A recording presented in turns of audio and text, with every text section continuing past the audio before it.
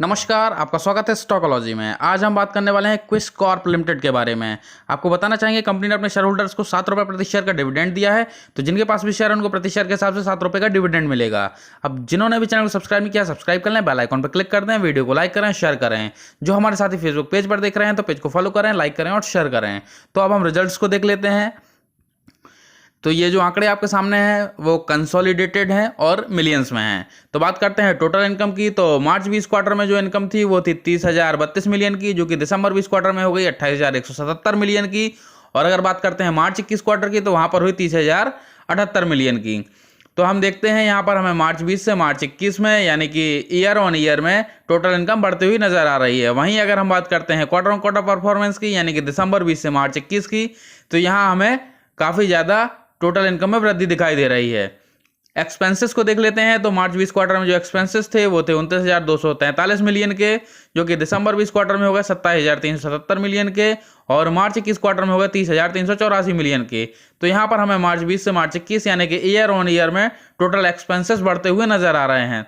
वहीं अगर हम बात करते हैं क्वार्टर ऑन क्वार्टर एक्सपेंसेस की यानी कि दिसंबर 20 से मार्च 21 की, तो यहाँ भी हमें काफ़ी ज़्यादा वृद्धि दिख रही है एक्सपेंसेस में।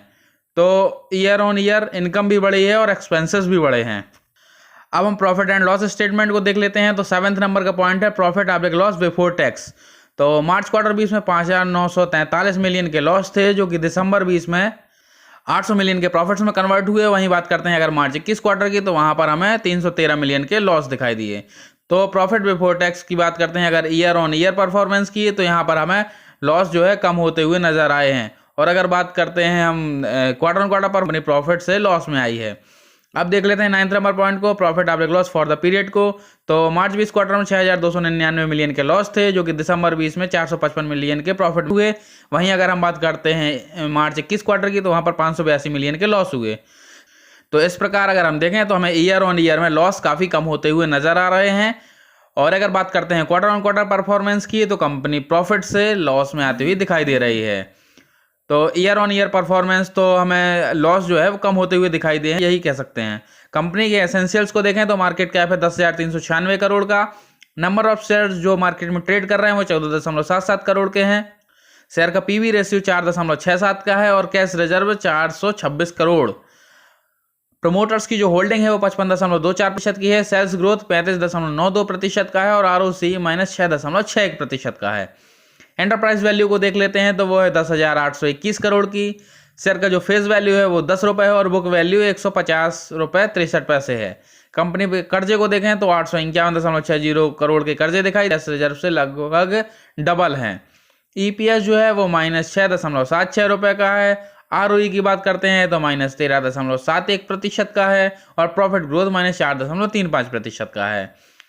लास्ट ट्रेडिंग डे में प्राइस की बात करते हैं तो 703 रुपये का था और लास्ट ट्रेडिंग डे की परफॉर्मेंस को देखें तो -1.82% यानी कि नेगेटिव रिटर्न्स रहे। 52 वीक्स हाई यानी कि 52 हफ्तों के उच्चतम स्तर की बात करें तो 807 रुपये 30 पैसे, जो कि 25 फरवरी 2021 को बना था। और अगर हम बात करते हैं 52 वीक्स लो की यानी कि 52 हफ्तों के निम्न स्तर की, तो वो था 253 रुपये, जो कि 12 जून 2020 को बना था।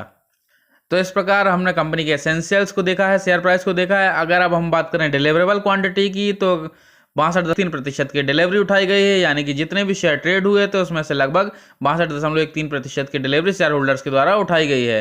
तो डिलीवरेबल क्वांटिटी का प्रतिशत जो है काफ़ी अच्छा नज़र आ रहा है।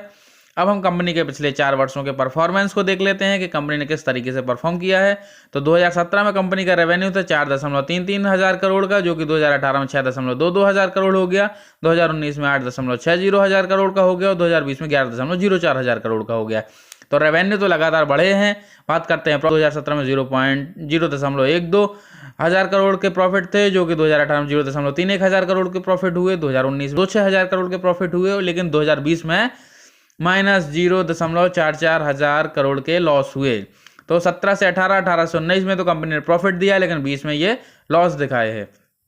शेयर होल्डिंग पैटर्न को देख लेते हैं। तो प्रमोटर्स की जो होल्डिंग थी जून 20 में 55.28, वो मार्च 21 में हो गई 55.24, यानी कि इसमें मामूली सी गिरावट आई है।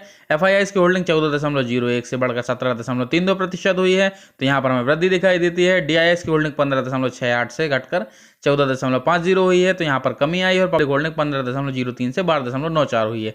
तो पब्लिक होल्डिंग में भी कमी आई है। अगर ओवरऑल रिजल्ट्स की बात करते हैं तो कंपनी पहले भी लॉस में थी, अभी भी लॉस में है, लेकिन जो पहले के लॉस थे उससे अभी के वर्तमान के लॉस काफ़ी कम नज़र आ रहे हैं। तो ईयर ऑन ईयर में परफॉर्मेंस तो सुधरा है, लेकिन रिजल्ट वो है अभी लॉस में ही है। धन्यवाद।